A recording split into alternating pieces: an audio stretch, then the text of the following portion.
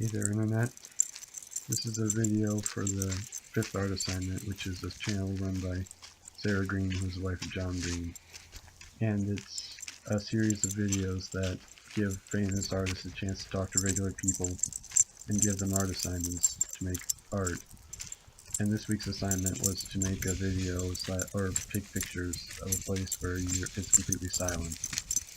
And this worked out well for me because my dad sent me to take my dog on a walk tonight. And as I was walking along, I had no idea where I was going. I just walked.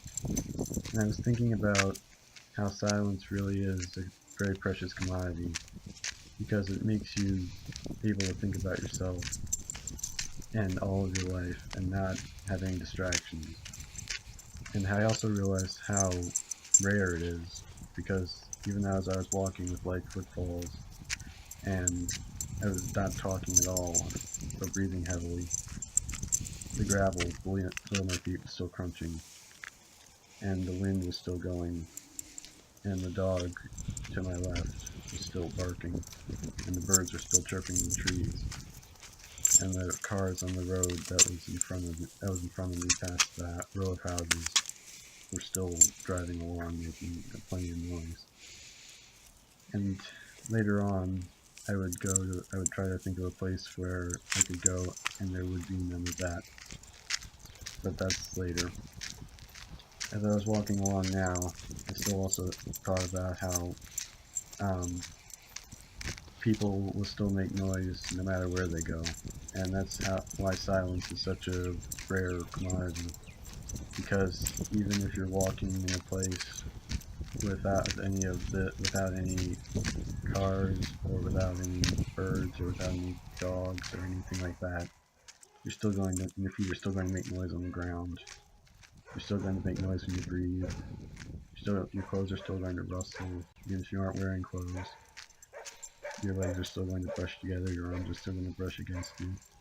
You can't really avoid making noise. And I think that is also why people make so much noise in real life too. It's because they really can't stand to look at themselves and really think. Because we scare ourselves as people, I think. We really just can't bear to think about how strange we are in this world and how we really can't think of anybody else as we think of ourselves. And it scares us. It scares us a lot. And we are afraid of what would happen if other things started to think of us like we think of ourselves, or if we started to think of other people like we think of ourselves.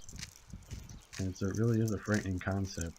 And the thing about silence is that it really allows you to really think about that so much more.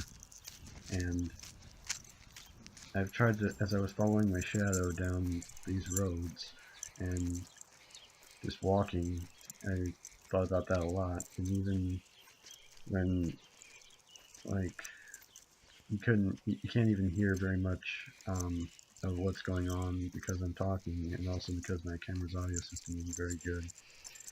But you can still hear some things that were going on, and how even as I was trying to be quiet, I couldn't.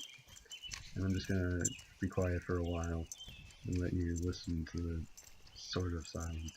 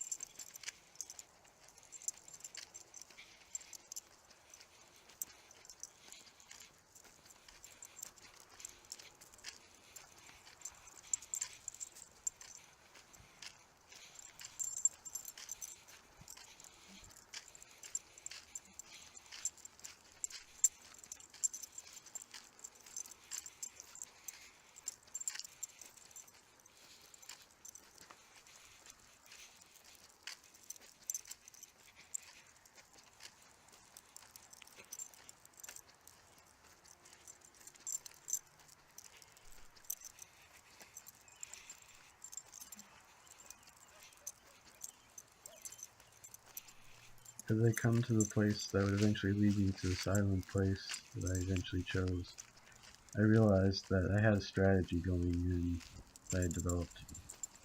It was to get away, as far away from the dog that was barking and from the roads, and basically into a place that I was less familiar with in order to find the silent place.